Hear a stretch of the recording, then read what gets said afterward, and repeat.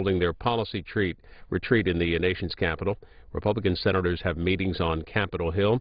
The Senate back tomorrow with work ahead this week on the surface transportation bill. Live coverage of the Senate when they return tomorrow on C-SPAN 2, and now to the House here on C-SPAN.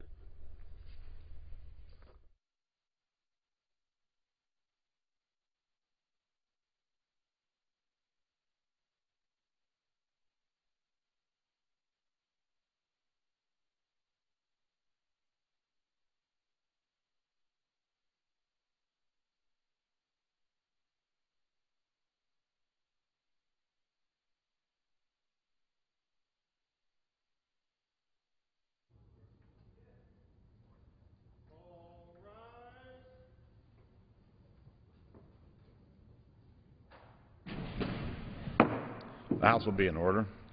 The prayer today will be offered by our guest chaplain, Reverend David Anderson from the Faith Baptist Church in Sarasota, Florida. Our gracious Heavenly Father, we come before you with thanksgiving and praise for your protection of and blessings on our nation. We thank you for your mercy, grace, and forgiveness of our national transgressions, and we trust you to lead us into righteousness. We ask you to enable the men and women of the House of Representatives to faithfully carry out their duties and the purposes of your will. Empower them with wisdom, courage, and compassion. Grant them the character to withstand the temptations of power and privilege, and bring them wise counselors and friends to help them do what is right. Give them wisdom and make them true statements. We ask you to bless their families and shelter them from the political fallout of unpopular decisions, and fill their homes with love, hope, and faith. Restore our nation's historic faith that we might pray, God bless America with integrity. We ask these things in the name of our Lord and Savior, Jesus Christ. Amen. Amen.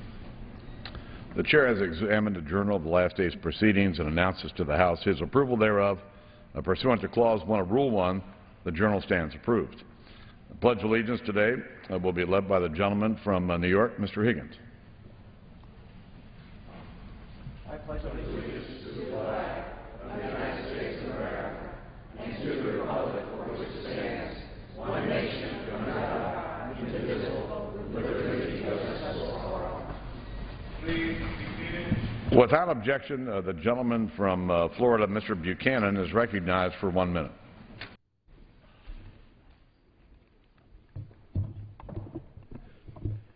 Mr. Speaker, it's my privilege this morning to welcome a very good friend to the halls of Congress. Pastor David Anderson is a great spiritual leader in Sarasota, Florida, who gave the morning prayer. He has more than 35 years of pastoral experience as a Baptist minister, and for the past 2 decades he has served the Faith Baptist Church of Sarasota, located in the heart of my district. That is where my wife, Sandy, and I first met the pastor 5 years ago. He is devoted to his family and helping other people in our community. He has made himself a beloved member of our community. I commend Pastor Anderson for his long-standing service to our community and to our nation. It is my honor today to welcome here to the House of Representatives. Chair will entertain up to 15 further requests for 1-minute speeches on each side of the aisle. For what purpose, gentleman from Ohio, rise? Without objection.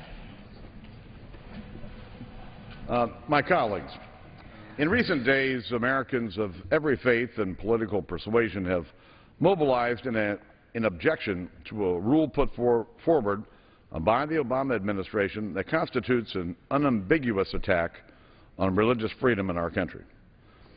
This rule would require faith-based employers, including Catholic charities, schools, universities, and hospitals, to provide services they believe are immoral. Those services include sterilization, abortion-inducing drugs, devices, and contraception. In imposing this requirement, the federal government has drifted dangerously beyond its constitutional boundaries, encroaching on religious freedom in a manner that affects millions of Americans and harms some of our nation's most vital institutions. If the President does not reverse the Department's attack on religious freedom, then the Congress acting on behalf of the American people and the Constitution that we're sworn to uphold and defend, must. The House will approach this matter fairly and deliberately through regular order and appropriate legislative channels. Because it has primary jurisdiction on the issues involved, the Energy and Commerce Committee is taking the lead on the legislative process that will be necessary to enact an effective and appropriate solution. Chairman Upton convened a hearing late last year and began laying the groundwork for legislative action when this flawed rule was first proposed.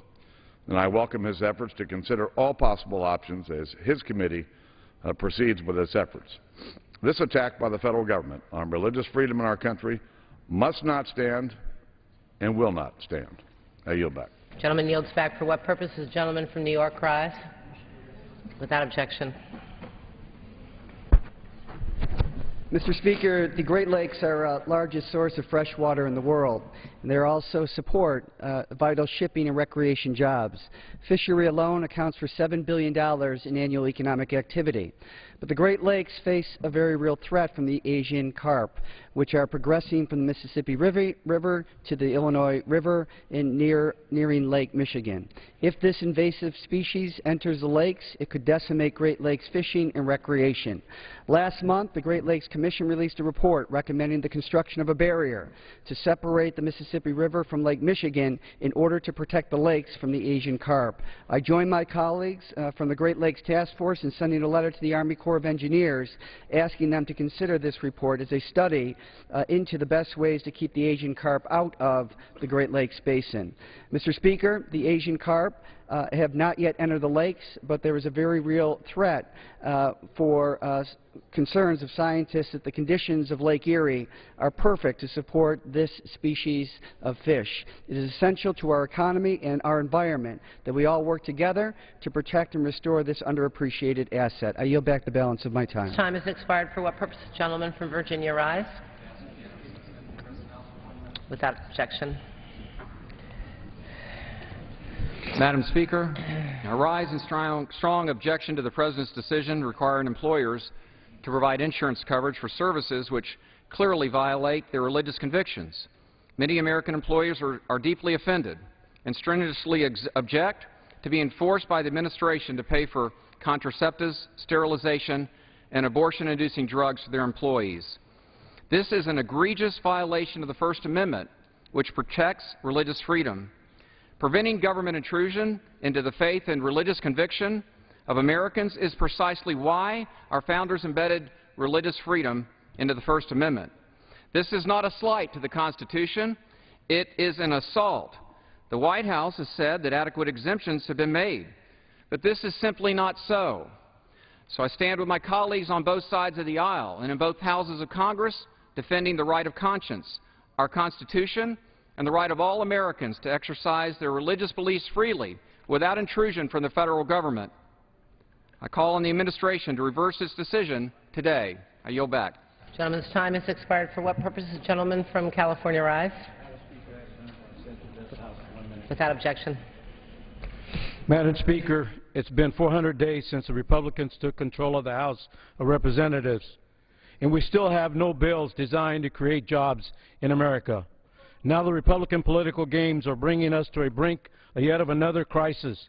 If Congress does not act by the end of the month, 160 million Americans will see tax increases, millions more will lose their unemployment benefits, and seniors across the nation will have access to their doctors put at risk by cuts to Medicare payments. The American people deserve better. Families need unemployment benefits and payroll taxes cut to put food on the table and keep a roof over their heads. Let's do the right thing. Let's end tax break for millionaires, billionaires, and work to straighten the middle class. We can't wait for another last-minute fix. Let's extend the payroll tax cut, unemployment benefits, and the Medicare doc fix today. I yield back.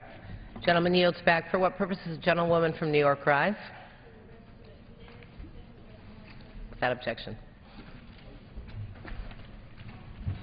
Thank you, Madam Speaker.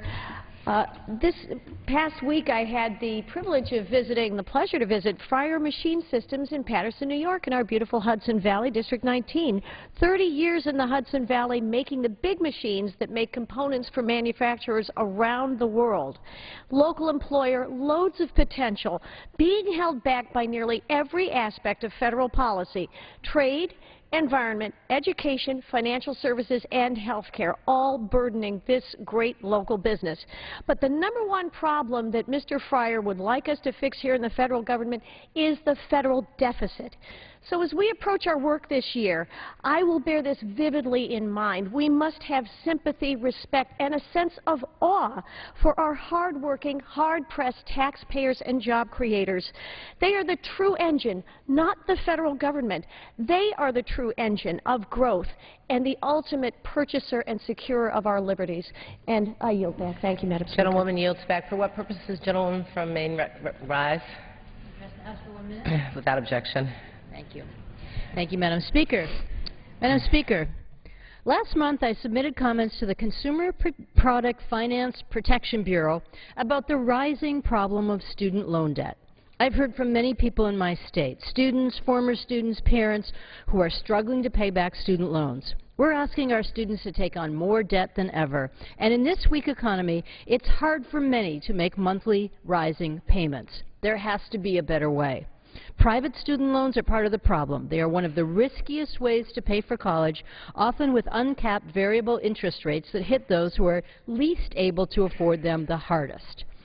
But the federal student loan system also needs reform. Currently, borrowers are paying an interest rate of up to 8%, while homeowners refinancing their mortgages are often paying less than half of that. There is no reason that students and their parents should pay so much more for something that is as basic and essential as education. Madam Speaker, an affordable education should be a right for every family in America. I yield back. Gentlewoman yields back. For what purposes, gentleman from South Carolina rise? Madam Speaker, I ask unanimous consent to address the House for 1 minute. Advise extend my remarks. Without objection. Madam Speaker, last Wednesday, the House passed the Fiscal Responsibility and Retirement Security Act of 2011. A bill which repeals a new program in the government health care takeover bill. During the health care debate, the President and congressional liberals said this program would save taxpayers $80 billion. However, now internal evidence reveals that the administration was aware that the program was, quote, a recipe for disaster. The 2,700-page Obamacare bill was rammed through Congress. Just like cash for clunkers, the President and his liberal colleagues included unworkable programs into an unpopular bill to gain enough votes for passage.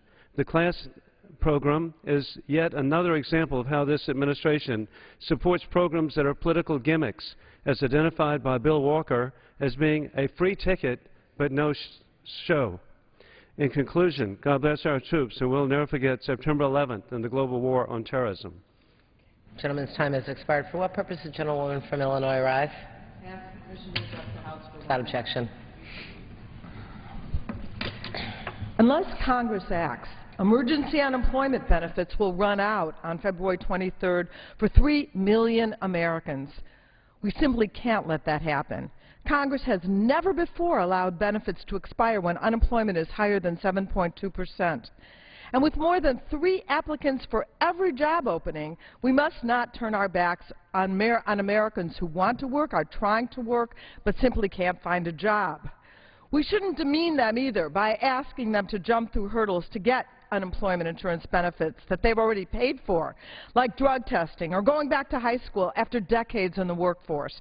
Our economy is improving thanks to the policies of this administration, but we have more to do. We need to extend unemployment benefits. It's good for American families and it's good for America. Every dollar spent on UI benefits increases economic activity by $2. That increases gross domestic product and creates jobs and creates a stronger economy that works for everyone. History has taught us, and economists warn us about the dangers of prematurely pulling the plug on policies that work. Let's extend a full year of unemployment insurance benefits. Gentlewoman's time has expired. For what purpose does the gentleman from Georgia rise? Ask unanimous consent to address. Without objection.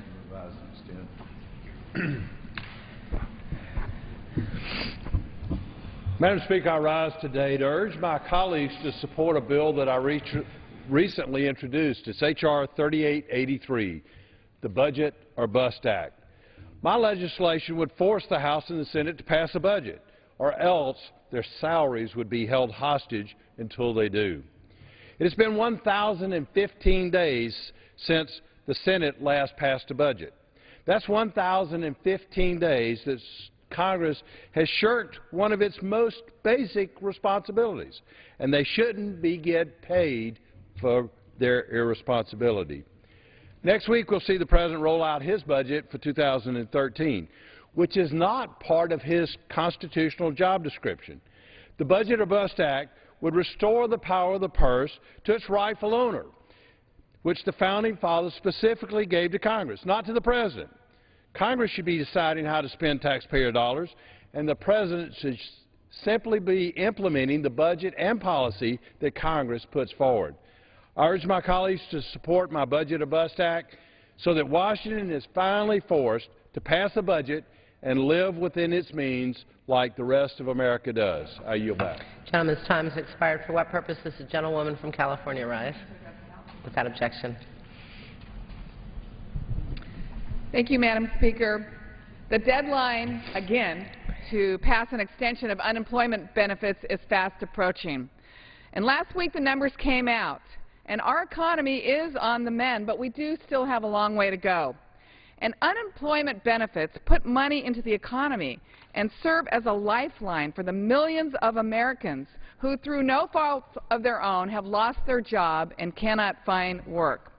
These are benefits, by the way, that have been earned through years of hard work. They aren't giveaways. If my friends on the other side of the aisle don't extend these benefits, 2.8 million Americans, including 491,000 Californians, will lose their lifeline, throwing their families into further despair and hampering our economic recovery. We can't let this happen. Let's work together and pass these extensions of unemployment benefits for 1 full year. Thank you. I yield my time.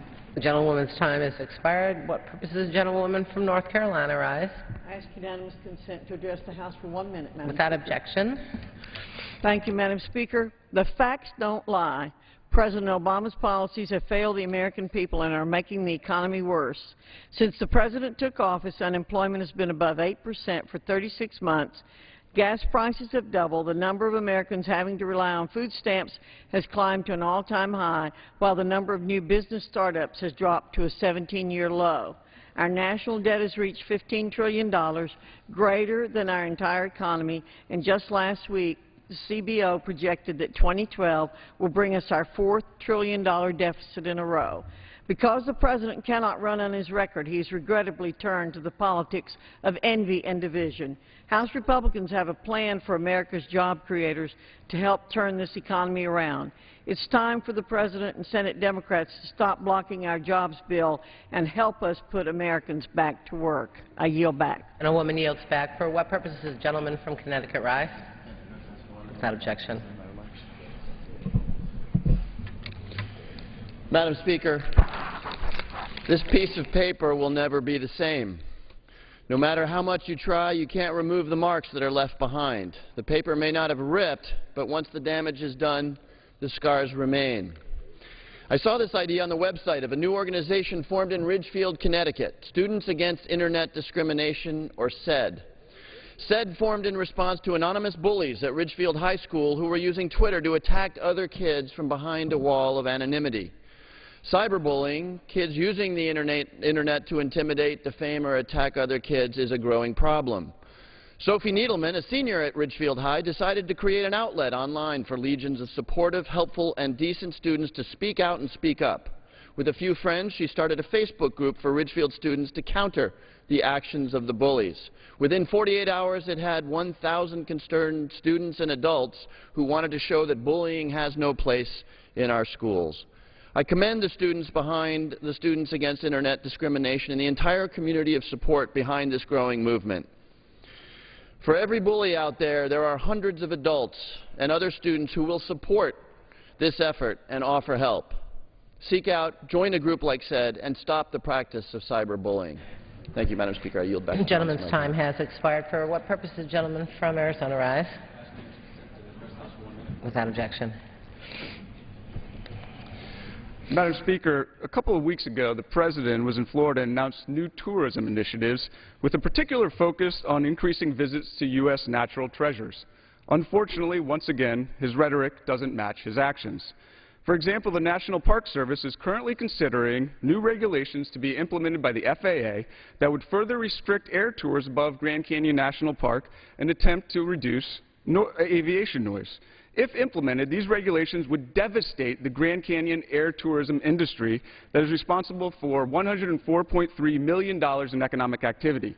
It would reduce the industry's employment by 10%, flight operations would go down 14.7%, and passenger volume would drop nearly 12.8%. The Grand Canyon is a national treasure to us all, but 70% of the park is already off limits to flights, and the industry has already invested millions in quiet technology. This is yet another example of the administration's consistently inconsistent policies. The administration must stop needless regulations that will destroy jobs. And I yield back. Time has expired. For what purpose does the gentleman from New Jersey rise? I ask unanimous consent to address the House for 1 minute. Without objection. My remarks.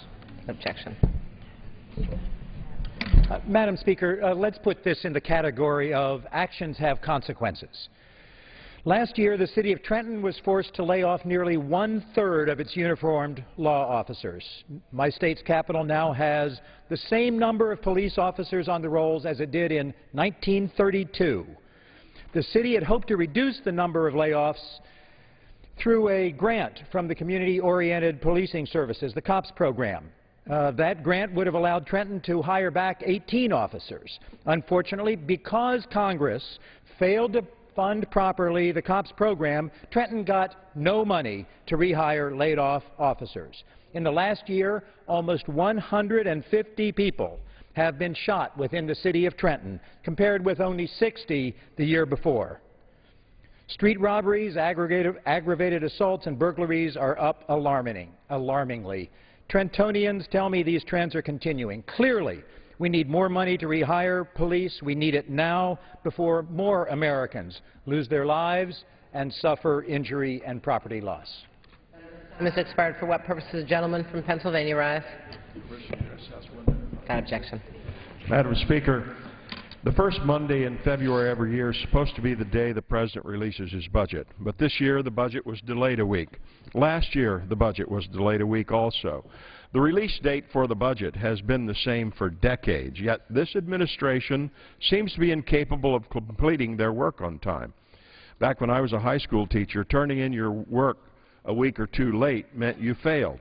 Now is no time to fail on budgetary matters, not when we are $15 trillion in debt and have deficits every year more than $1 trillion. The Senate hasn't passed a budget in more than 1,000 days. We need a realistic plan to get our country back on track. When the House put forward a plan last year, it was met with an attack that the nonpartisan PolitiFact called the lie of the year. The federal budget affects every American, especially those who are looking for jobs. Right now, uncertainty abounds and employers wonder whether destructive taxes will hold back growth. Let's get back on a sound fiscal track. Let's end the uncertainty. Let's do our work. Let's pass a budget on time again this year. I'll you back. For what purpose does the gentleman from Rhode Island rise? Consent to address the House for 1 minute. Without objection. Madam Speaker, I rise today to honor and recognize the contributions made by the hardworking men and women at the Raytheon Company. Every day, the innovators at Raytheon strive to develop new technologies to defend our country and ensure the safety of our men and women in uniform. Raytheon, a defense research firm, employs 75,000 employees throughout our country and 1,300 in the town of Portsmouth in my home district of Rhode Island. Raytheon's accomplishments were honored during Aviation Week's annual Program Excellence Awards for its work to develop combat system software and mission system equipment for the next generation of surface combat ships, the DDG-1000 Zumwalt-class destroyer. Aviation Week awarded Raytheon top honors in the category of system-level production. Raytheon's employees should take pride in the contributions they are making to our local economy and to ensuring the continued strength of the United States Navy. I congratulate Raytheon on their impressive achievements, and I yield back the balance of my time. And yields back. For what purpose the gentleman from New York rise? Without objection. Thank you, Madam Speaker. I rise today as a pro-life Catholic and as an American, deeply concerned with the administration's ruling as part of the health care law to require the Catholic Church, Christian, and other religious affiliated organizations to offer health insurance that covers contraceptives and sterilizations, even though it's clearly in violation of their beliefs and the fundamental teachings of the Church. I stand with Cardinal Designate Timothy Dolan, President of the U.S. Conference of Catholic Bishops, when he said, in effect, the President is saying we have a year to figure out how to violate our consciences and turn our backs on thousands of years of Church teachings.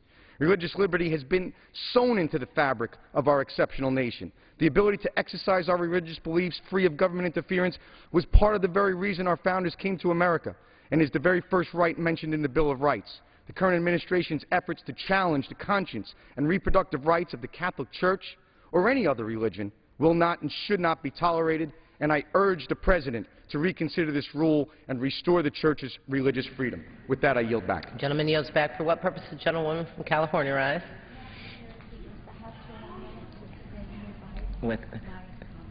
Without objection. Madam Speaker, I rise today to urge my Republican colleagues to end the games and to give certainty back to the American people. Right before the holidays, my Republican colleagues threatened to raise taxes on the middle class because a small but very loud minority in their conference wanted to prove a point. Now we're back at it again. They want to prevent a $1,500 from being in the hands of the middle class. My fellow Democrats and I want to keep money in the hands of hardworking Americans by supporting the extension of the payroll tax holiday, because we cannot afford to take more risks with the income of 160 million working Americans. In fact, the no jobs agenda of the Republican conference has pushed to continue tax cuts for the wealthiest of Americans while not giving breaks to working Americans and the middle class. I ask my colleagues on the other side of the aisle if they will please come to the table for a strong and working middle class of America. And I yield back. The gentlewoman's time has expired. For what purpose the gentlewoman from Tennessee rise? To address the House for 1 minute. Without objection. Thank you, Madam Speaker. I think that there are a million Americans today, many of American Catholics, who listened intently to the debate that took place on the Obamacare bill, and they weren't really sure about it. But they kept hanging on to a couple of things. If you like what you have, you can keep it, is what the President said. They have found out that's not the way it turned out. Well, when it came to all the guidelines that were coming from HHS, don't worry about these. They'll never be mandates. They're just going to be guidelines. They're there for information and instruction. Well, that didn't come about either, because what has happened is now the Catholic organizations in schools and hospitals are being mandated by the federal government to violate their religious beliefs and to meet the federal mandate of providing contraceptives, abortion services, sterilization services, all in the name of a health care policy. This is something that needs to be reversed. I stand with the millions of Americans who are fighting this mandate. I yield back. One's time has expired. For what purpose does the gentleman from Hawaii rise? I request unanimous. Without objection. Thank you, Madam Speaker. Madam Speaker, our constituents are saying, here they go again. Don't they get anything right? And what they're talking about is the fact that payroll tax, extension of unemployment, and the extension of the SGR, that's all coming up again. Again. After the fiasco of last December, you would have thought we learned our lesson. Look at what the payroll tax means. 160 million will risk and lose and have about a $1,500 tax increase. For those in Hawaii, 700,000 will suffer $1,120 a year reduction. What are we doing? The SGR will increase the costs to our elderly, 27% reduction to their doctors. We call it in Hawaii our kapunas, those who are very important to us. and look at what we're risking for them. Instead, the focus seems to be, how do we keep money for the ultra-rich, that 1%? Think about it. The middle class can use the $1,120 in Hawaii.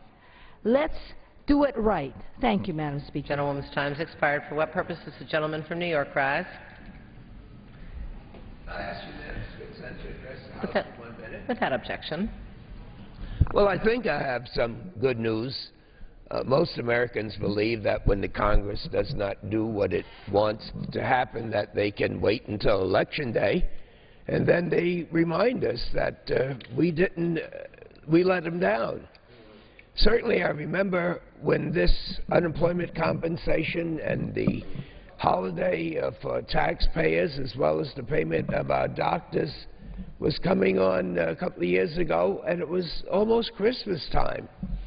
And Democrats really thought that because of the Republican majority and because they just felt that unemployed people getting compensation, that they wouldn't look for work, or that they weren't paying enough taxes, or that they didn't want to deal with the question of the doctors. But still, after all of this battle, when the American people spoke up, they didn't wait till Election Day. They got on the phone. They called their House members, Republicans and Democrats. They called everybody to say that they could not afford a sharp increase in their payroll deductions. And so do it again, because it really works. You got to get these extensions. All you have to do is call and demand that you get what you deserve. Thank you. I yield back the balance of my time. For what purpose does the gentleman from Massachusetts rise? Without objection. Without objection. Madam Speaker, America's nuclear weapons budget is locked into a Cold War time machine. It doesn't reflect our 21st century security needs. It makes no sense. It is insane.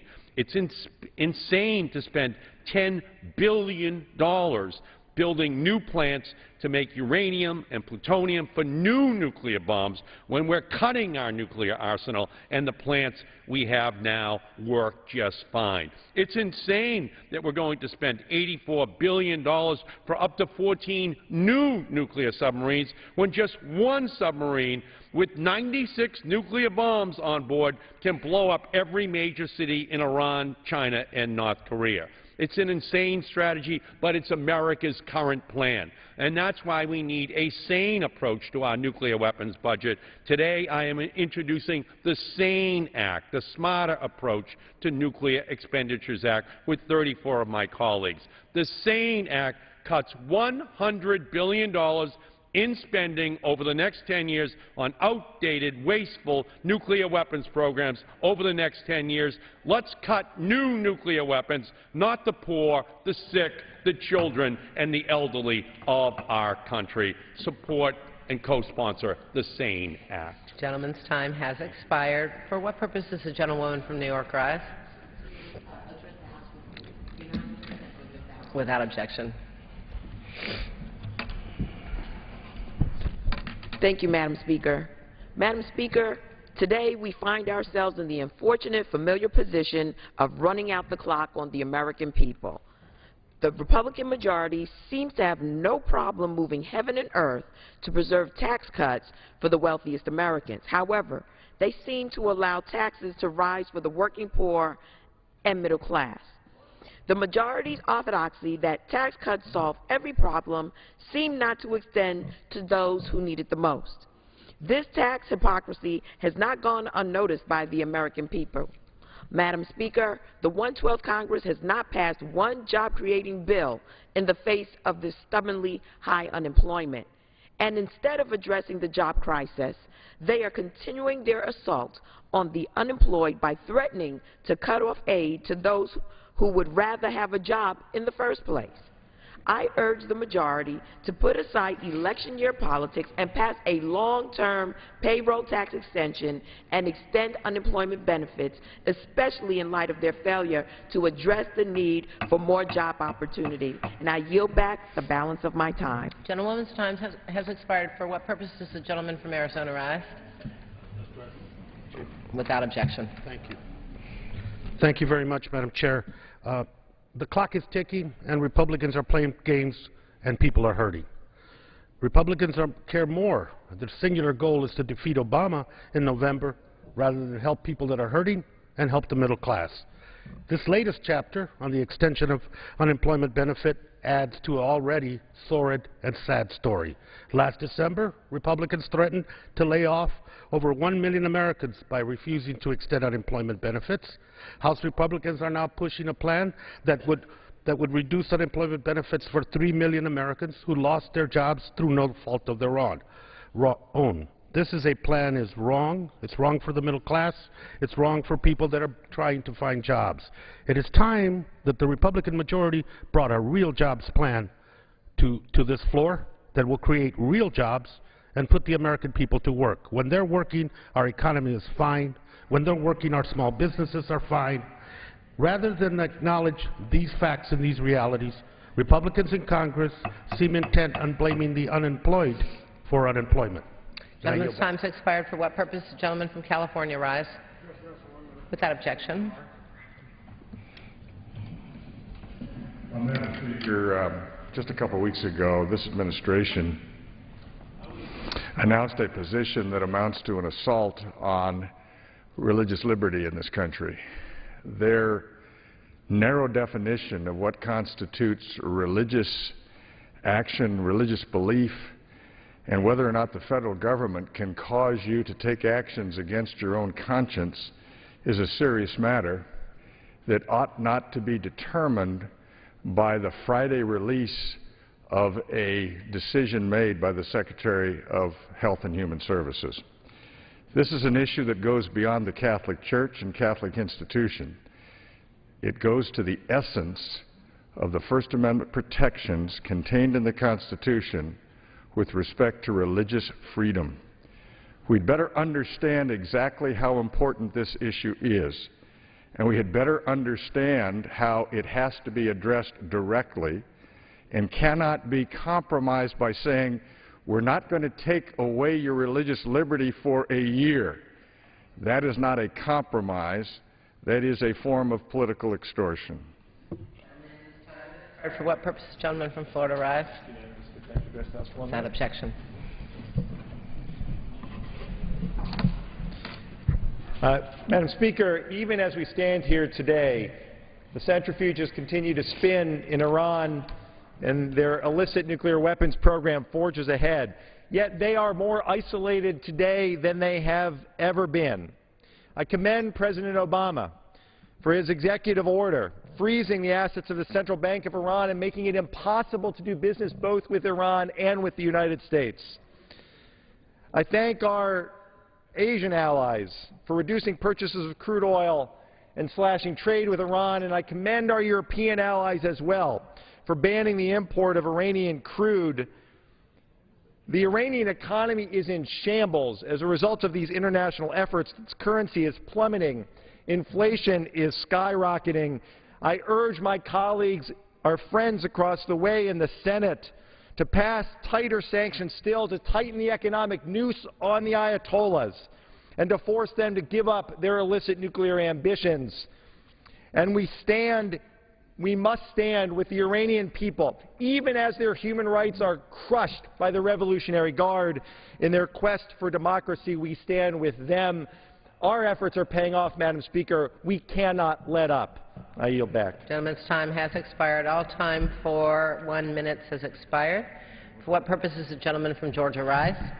Madam Speaker, by direction of the Committee on Rules, I call up House Resolution 540 and ask for its immediate consideration. Clerk will report the resolution. House Calendar Number 111, House Resolution 540. Resolved that at any time after the adoption of this resolution, the Speaker may, pursuant to Clause 2B of Rule 18, declare the House resolved into the Committee of the Whole House on the State of the Union for consideration of the bill H.R. 3521 to amend the Congressional Budget and Impoundment Control Act of 1974 to provide for legislative line item veto to expedite consideration of rescissions and for other purposes. The first reading of the bill shall be dispensed with. All points of order against consideration of the bill are waived. General debate shall be confined to the bill and shall not exceed 1 hour, equally divided among and controlled by the chair and ranking minority member of the Committee on the Budget and Representative Simpson of Idaho or his designee.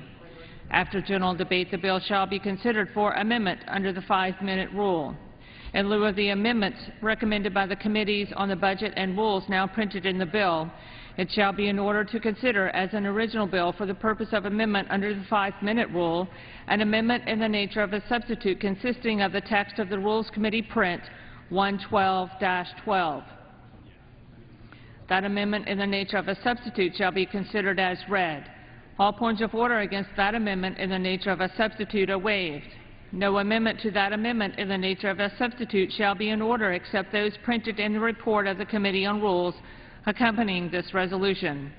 Each such amendment may be offered only in the order printed in the report, may be offered only by a member designated in the report, shall be considered as read, shall be debatable for the time specified in the report, equally divided and controlled by the proponent and an opponent, shall not be subject to amendment, and shall not be subject to a demand for division of the question in the House or in the Committee of the Whole. All points of order against such amendments are waived. At the conclusion of consideration of the bill for amendment, the committee shall rise and report the bill to the House with such amendments as may have been adopted.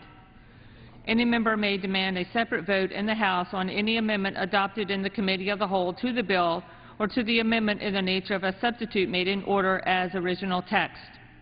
The previous question shall be considered as ordered on the bill and amendments thereto to final passage without intervening motion, except one motion to recommit with or without instructions. Section 2. It shall be in order at any time on the legislative day of February 9, 2012, for the Speaker to entertain motions that the House suspend the rules as though under Clause 1C of Rule 15 relating to a measure addressing securities trading based on non-public information. Gentleman from Georgia is recognized for 1 hour. Thank you, Madam Speaker. I ask unanimous consent that all members may have 5 legislative days to revise and extend their remarks. Without objection. And, Madam Speaker, for the purposes of debate only, I'd like to yield the customary 30 minutes to my good friend from Colorado, Mr. Polis, pending which I yield myself such time as I may consume. Gentleman is recognized. I'm pleased to be down here with you today, Madam Speaker, because what we have an opportunity to do with this rule is bring another in a series of 10 fundamental reforms to the congressional budgeting process. Today, House Resolution 540 provides a structured rule for consideration of H.R. 3521, the Expedited Line Item Veto and Rescissions Act. And yet again today, with this rule, we have made in order every single amendment by either Republicans or Democrats that was germane to the underlying legislation to give us an opportunity to make this bill better. Now, this, to be fair, Madam Speaker, H.R. 3521 is another example of bipartisanship in this House. It was introduced and sponsored by both the Republican chairman of the Budget Committee, Paul Ryan, and the Democratic ranking member, Mr. Van Hollen. Another opportunity of things that we can do here in this new Congress to bring common sense to our budgeting process. It's a bipartisan attempt, Madam Speaker, to provide both Congress and the President with all of the tools necessary to get our fiscal challenges under control. And it exemplifies what can happen here in this body when we're willing to listen to folks back home and come together to try to make a difference here in Congress. In the 111th Congress, Madam Speaker, non-defense discretionary spending was increased by almost 25%. This Congress, this body, working with the Senate, increased non-defense discretionary spending by almost 25%. Now, if your constituents are like mine, Madam Speaker, had they had that budget around their family dinner table, they could have found some items that they could have done without, in exchange for not putting their children and their grandchildren further and further and further in the hole, further and further and further under the mountain of debt that this country has run up. They could have found some things to cut. Now, Congress in the past has tried to pass a line item vetoes that I would have opposed had I been in Congress, Madam Speaker, because they transferred our authority here in the U.S. House of Representatives to the executive branch. I'm opposed to that. What we have today is not that process of days of old, not that process that has been tossed out by the Supreme Court as a violation of our House prerogatives, but what we have today is an expedited rescissions process that allows the President of the United States to go through those budget bills, those appropriations bills, those funding bills, to say, when I see this, it doesn't pass the smell test, let me give the Congress one more shot at it. Sends it back to Capitol Hill where we accept it or reject it in its entirety. I confess, Madam Speaker, I'm not thrilled about involving this President in budgeting decisions any more than is absolutely necessary. But given the nature of our challenges, it's not about this President or the previous President or the next President. It's about the American people. It's about what are we going to do to fulfill our responsibilities to keep America strong. This is one of those bills, Madam Speaker, that will provide another arrow in the quiver of fiscal responsibility to this nation. And I believe it's one whose time has come. Yesterday, we saw another bill in this budget reform process. Last week, we saw two other bills in this budget reform process. Each are coming to the floor, Madam Speaker, in as open and honest a process as we can to bring the American people into this budget process, to make Congress's budget process as open and honest as it can be. As a proud member of the Rules Committee, Madam Speaker, and of the Budget Committee, I am here today in strong support of this rule and in strong support of the underlying resolution. With that, I reserve the balance of my time. Gentleman reserves the balance of his time. Gentleman from Colorado. Mr. Speaker, and I thank my colleague from Georgia for yielding me the customary 30 minutes, and I yield myself such time as I may consume. I rise today in opposition to the structural rule. This is yet another example of this Congress's remarkable ability to take common sense measures and churn them through partisan posturing into measures that not only put in jeopardy broad bipartisan support from this body, but significantly weaken them and reduce the quality of the work product for the American people. This rule that we're debating does two things. We'll have the opportunity in a moment to talk about the expedited line item veto and rescissions act, an underlying bill that I strongly support, one that would empower the President of the United States to use the line item veto on unnecessary expenditures to help reduce our deficit, subject to an en masse approval vote of the United States Congress. It fundamentally addresses some of the constitutional flaws with a broad line item veto, which has been attempted in the past, that many governors currently wield. So it's, I think, a good faith effort by both sides to come to something that the American people think are common sense. Congress should not be able to force the President to spend money in areas that are unnecessary, that are earmarks, that are special interest expenditures, and the President can then highlight those, bring them back to Congress, subject to an up or down vote.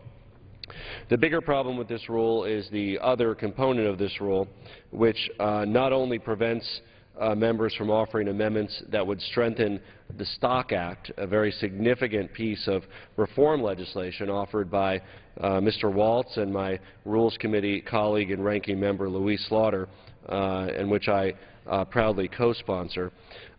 This bill, the Stock Act, has been subject to a lot of media attention of late.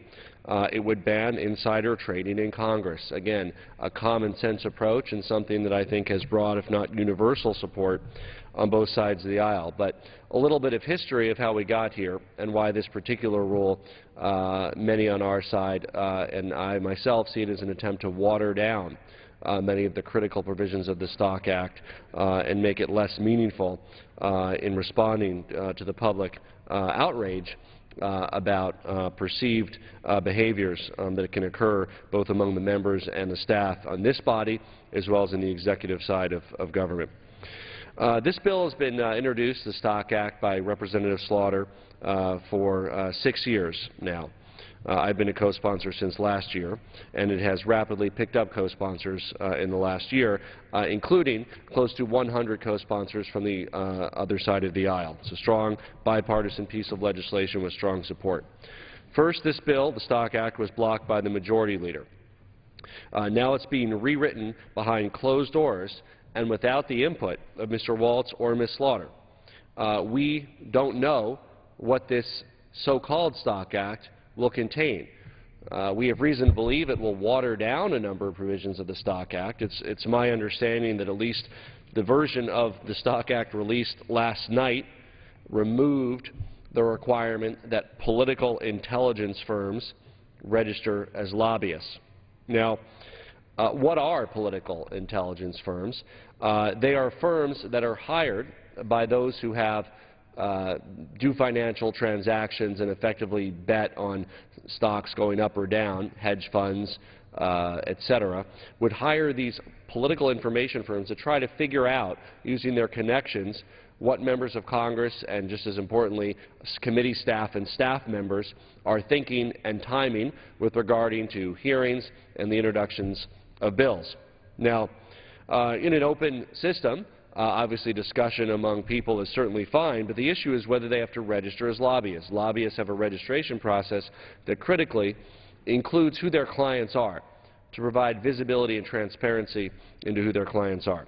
Political intelligence firms do not need to register under current law. They would be required to register under the Stock Act, but under the version, the weakening of the Stock Act that Leader Cantor posted to the website, they would no longer be required to register. In fact, specifically, from the webpage of a political intelligence firm, it says that they, in fact, relish this ability to operate in secrecy.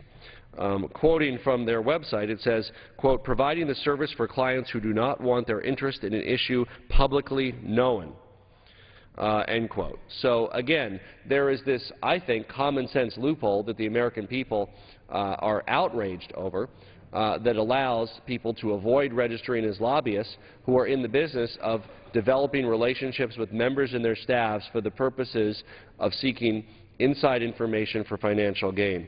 And I would strongly recommend that any serious Stock Act include a registration requirement around political intelligence firms. We also won't have the opportunity in the House, as the Senate did, to make the Stock Act stronger and to strengthen the bill through the amendment process. Under this particular version of this rule that we're debating, there will be zero amendments allowed, no amendments from Republicans and no amendments from Democrats to strengthen the Stock Act. Now, even the Senate, which is hardly known for its legislative efficiency, was able to consider amendments and get the bill done and passed because of its bipartisan support.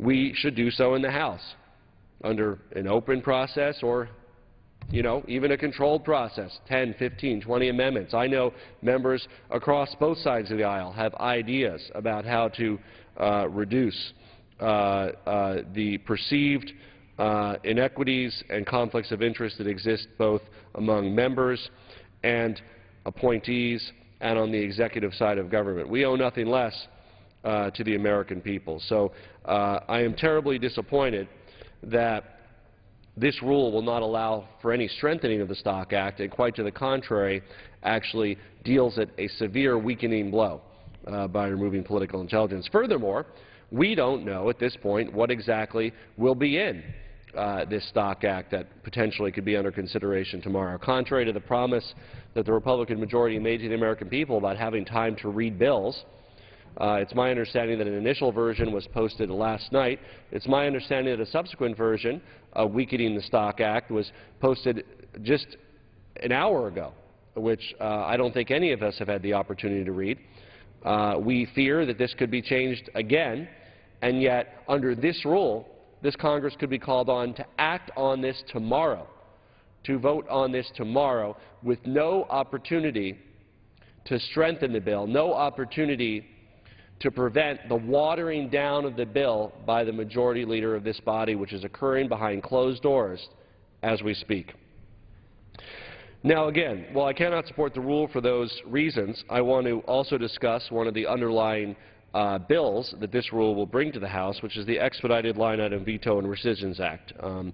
This act is an important step, albeit a small but constructive step, towards the cause of deficit reduction and eliminating the wasteful spending and earmarks that have too often been the hallmark of this Congress and past Congresses.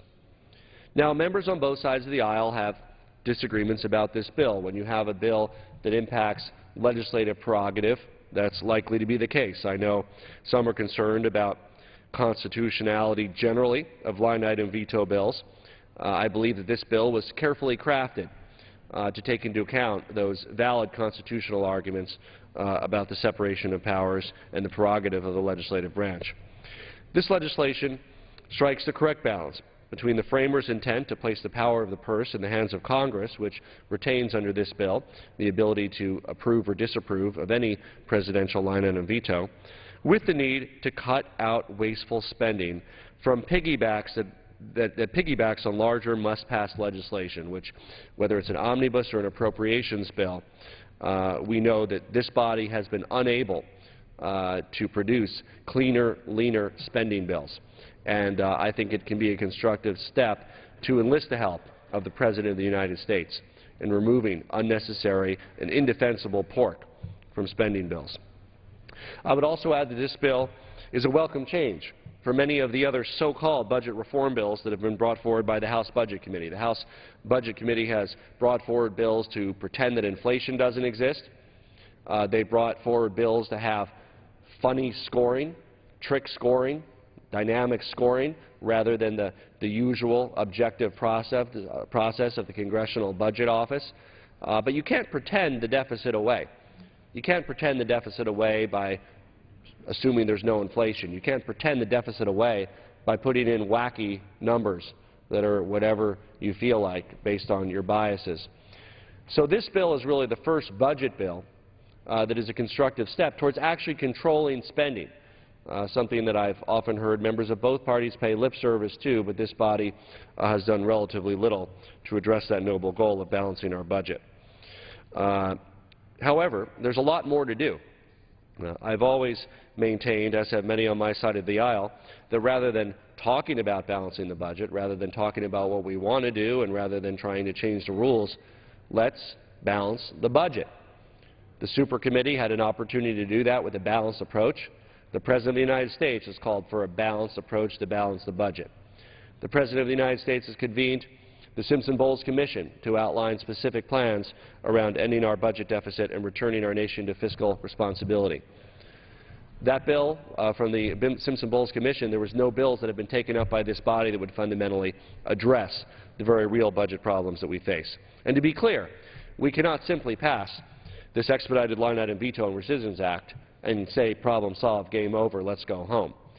A constructive step towards balancing our budget, yes, but a small step, a baby step, a potential step in the right direction, but one that by no means should get Congress out of the responsibility of acting responsibly in a balanced manner to balance our budget, right our fiscal ship, ensure the long-term integrity of Social Security and Medicare, and balance our budget deficit. We need to use a balanced approach to budget challenges. The approach needs to be comprehensive and bipartisan. I would like to maintain some hope and optimism that perhaps the Expedited Line Item Veto and Rescissions Act would be a small first step towards a larger collaboration between the two parties to tackle the issues of the day. While not in and of itself the real progress we need to actually solve the budget item, the Expedited Line Item Veto and Rescissions Act will assist lawmakers in targeting wasteful government spending. Unlike previous attempts at a line item veto that have been ruled unconstitutional, the Expedited Line Item Veto and Rescissions Act respects the careful system of checks and balances that our framers established. Under this bill, the President can highlight unjustified government spending that's wasteful, and the President can then identify those items, but it has to come back to Congress to affirmatively approve by majority any cancellation of expenditures in those areas. Let them be debated and defended on their merits rather than slipped in to 1,000-page bills in the dark of night. Further, the President's withholding authority is limited. The President can only hold back on spending for 45 days after the appropriations bill has been enacted. I think this bill can be a step towards putting our nation on a path towards fiscal discipline and a balanced budget. I am aware that there are those on both sides that, for constitutional or legislative prerogative reasons, feel differently than I do. But I think a yes vote on the underlying bill would be a small positive step towards combating the runaway spending that has characterized not only this Republican Congress, but prior Congresses controlled by both parties. I reserve the balance of my time. Gentleman reserves the balance of his time. Gentleman from Georgia. Thank you, Madam Speaker. I yield myself such time as I may consume to thank the gentleman for his kind words about the underlying bill. I say with the utmost sincerity that here in my freshman term in Congress, one of the members that I have enjoyed working with the most is Mr. Polis. You can always count on him in the Rules Committee to say something unexpected. You can't pigeonhole him as to where he's going to be on things because he's thoughtful about all the issues. And I think, I hope that he would find that to be one of the highest compliments we can pay to a member, to find a thoughtful member here in this body. And it's certainly been my pleasure to work with him. I agree with him that we can't pretend the deficit away. We can't use wacky numbers, I think was his word, to wish the deficit away, though we do have a difference of opinion about where that pretending comes from and where the wacky numbers come from. As a member of the Budget Committee, I will tell you that the steps we're taking this year are changing a historical process of pretending the deficit away, bringing in real accounting, changing a historical process of generating whacking numbers and bringing in new, honest accounting. But I also want to say this, Madam Speaker. As folks come to the floor to talk about whether or not we're actually saving any money today, whether we're cutting the budget today, whether we're creating jobs today, this is a Budget Committee bill. As a member of the Budget Committee, I wish it was in my authority to cut spending and create jobs, because by golly, I got to tell you, I could do it. Bring bills to the floor on a regular basis to promote those ideas. But it's not within the Budget Committee's authority. What it is in the Budget Committee's authority to do is craft the most honest numbers possible to share with the American people to describe what it is that we're doing with their tax dollars day in and day out. That's exactly what this legislation is designed to do. That's exactly what the other 9 pieces of budget reform legislation that the Budget Committee is moving, what they are designed to do. And it is really with great pride, again, as a new member to the Budget Committee, to have my colleague from Colorado say such nice things about this bipartisan work, about the hope that this presents for us moving forward.